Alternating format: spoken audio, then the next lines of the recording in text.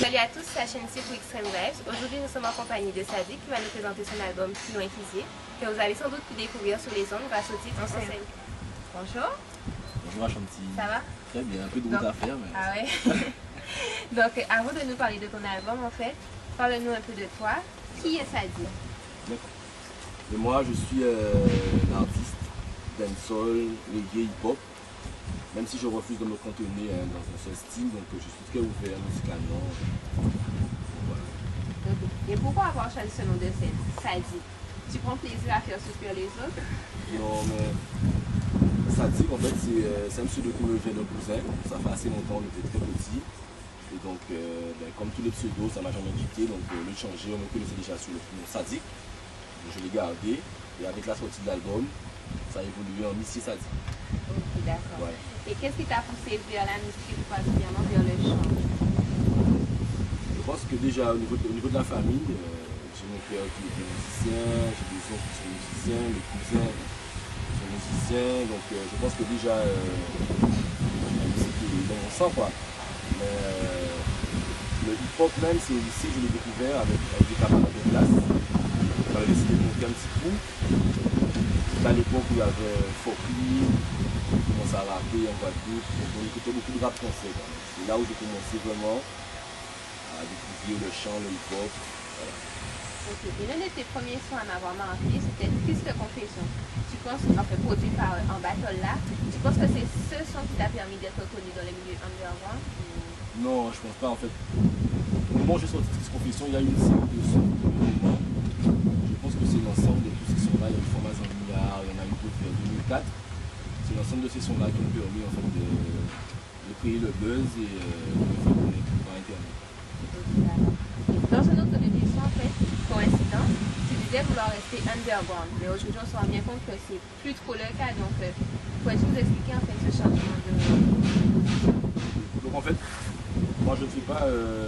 moi underground c'est pas le contraire de commercial. Underground pour moi c'est plus une mentalité, c'est une façon de voir. Moi je reste underground dans ma façon. Dans la profondeur. Commercial par rapport au fait que je vends un produit. Si je vends, c'est pour le commercial. Donc ton album qui m'a publié dans les bacs depuis le 1er août 2009, jusqu'à présent il rencontre un grand succès auprès du public. T'attendais-tu à être retombé? Mais vraiment non. Puisque moi j'étais très occupé à préparer l'album sans vraiment me questionner sur l'après-sortie. Je voulais juste qu'il sorte correctement en reflétant ce que je suis. Donc je suis content qu'aujourd'hui mon album soit bien accueilli. Ce qui me fait le plus plaisir, c'est que même les adultes adhèrent. Donc c'est super. Super. Et Plus loin qu'Ici, pourquoi avoir choisi ce titre en fait? Moi, Plus loin qu'Ici, ça reflète ma façon de voir les choses, ma façon d'écrire. Toujours dans la profondeur, toujours au-delà de ce qui semble le plus logique. Toujours dans la profondeur. Ça m'explique là. Donc dans ton album, tu parles beaucoup des problèmes que l'on rencontre dans la société guadeloupéenne, l'exclusion, le mal de vivre, le manque de solidarité entre nous, mais aussi de la drogue. Selon toi, quelle solution en fait on peut apporter pour lutter contre ce fléau? En fait, c'est vrai que dans mes sons, je fais beaucoup de constats sur telle ou telle situation. Mais je n'ai pas la prétention de porter des réponses ou de proposer des comportements adoptés. Pour moi, ça devient trop moralisateur à ce moment-là. Donc je me contente de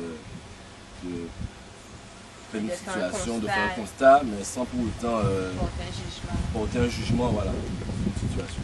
Le dernier titre de ton album, Angela Stampen, est un slam en fait écrit par Magali Gustave. Justement, pourquoi avoir choisi de terminer ton album par ce morceau?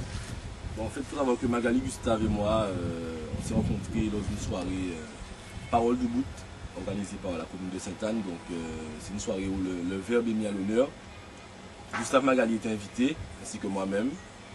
Et il s'avère qu'en fin de soirée, on s'est rendu compte que nos prestations nous avaient plu à tous les deux en fait. Donc à ce moment-là, je l'ai invité à son système qu'on avait organisé à Galba.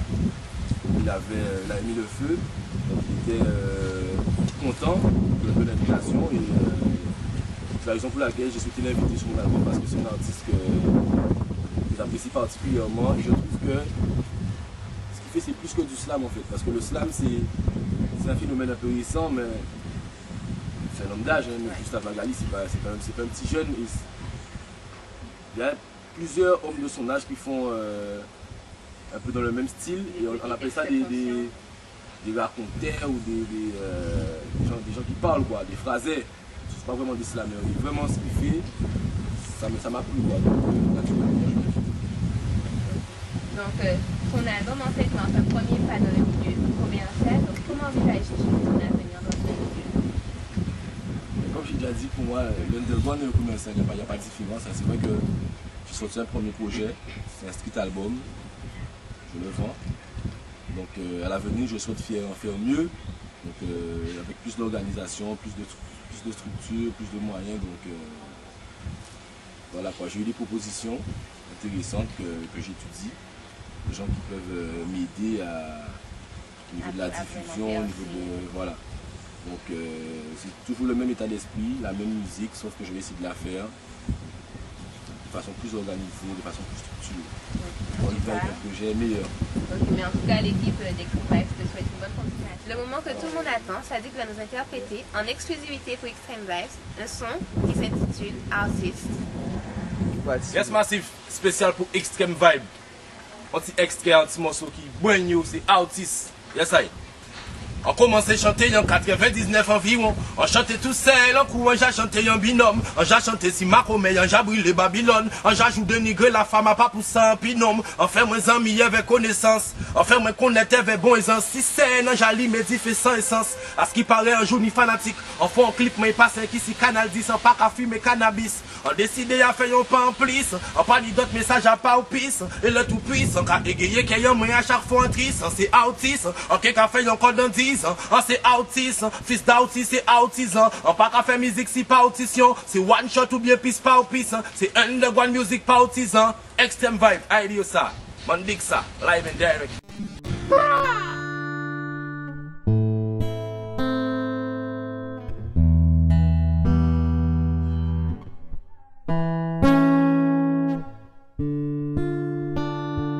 Oh God.